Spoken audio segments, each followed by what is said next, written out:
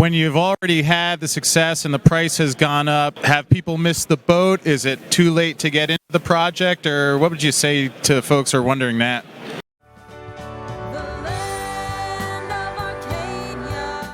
Hello there, my friends. Chris Marcus here with you for Arcadia Economics at the Vancouver Resources Investment Conference, and a pleasure to be joined by Chris Taylor, Great Bear, who I've been hearing great things about for a couple months. I know you've been at this for quite a while longer, and so perhaps for folks, I know some of them are familiar with what you've been doing, but for maybe some of the ones who aren't, maybe you could give an overview of some of the projects, and I'll let you brag about your success a little bit as well. So. Well, I'll try to keep it humble there, Chris. So Great Bear is focused on gold exploration in the Red Lake District of Ontario. So it's basically all the gold that we found so far is within about a kilometer or 2 or 3 kilometers from a paved highway and a power line. And it's about a 15-minute drive from downtown Red Lake where all the mining is going on. So it's been a great discovery that way, cheap to operate.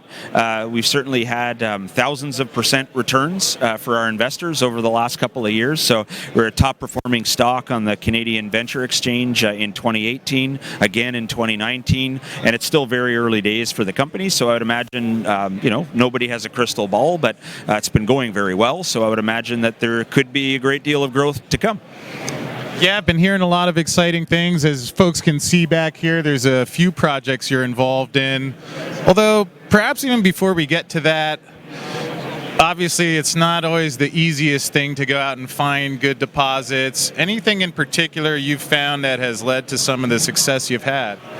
Yeah, there's a philosophy that I have which is really came from all the pain of spending money on helicopters and other very difficult access over the years. So I've got a philosophy where I like to focus on projects that are near roads and infrastructure because, it's not easy to raise money and it's not easy to make shareholders money. So if you're going to raise money and make more money for those shareholders, you're going to want to be in a place or places where it's not turning into burnt up jet fuel and it's not turning into political risk or security risk or whatever.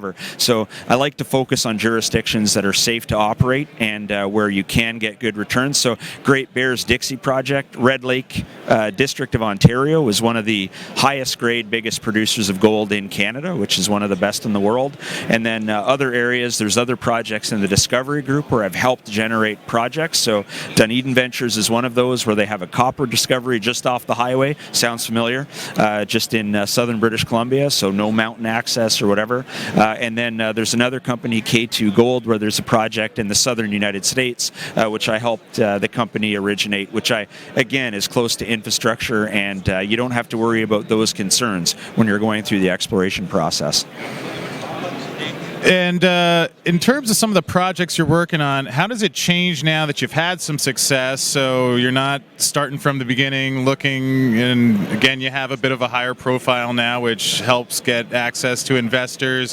What does your approach change as these things develop? Well, I hate leaving things half done, so we're going to make sure that Great Bear, for instance, goes all the way through to as much value as it can capture. In our case in Great Bear, it's been such an exceptional discovery. These are only made every decade or so, generally around the world, so we think we have one of those, and our job is to prove it, right, with the drill rig, which is why we're doing a 110,000-meter drill program this year with a $20 million budget. So, but generally, that's the focus here, is showing people that you have big scale projects and making sure that you follow through with the successes that you have. So there's a lot of value still to be captured in the Great Bear story, and I'd like to see that go to our shareholders instead of future shareholders of another company that might buy us. Yeah, that's always a good thing to have happen. And perhaps at the stage you're at now, what can go right, what can go wrong? We continue to de-risk the project with every drill hole, finds gold and defines where it is and how much of it there is. So to go wrong with the project at this point, I think you'd have to have political risk. All projects have these. Canada's a very stable jurisdiction, so it's unlikely that that's the sort of thing that would develop. We're already doing more advanced stage work that will have news out in the near future. That's showing us steadily increasing confidence in what we found, its scope and its quality. So I don't see a lot of unusual risk with the project. It's just generally mining exploration risk and development risk, and that's something common to all the companies in our industry. And it is interesting, a mining analyst I was talking to this morning had a great question that when you've already had the success and the price has gone up, have people missed the boat? Is it too late to get into the project? Or what would you say to folks who are wondering that? At every stage of the process for the last 3 years, people have patted me on the back and congratulated me because it has been successful, and they said, I'm sorry we missed the boat, what are you working on next?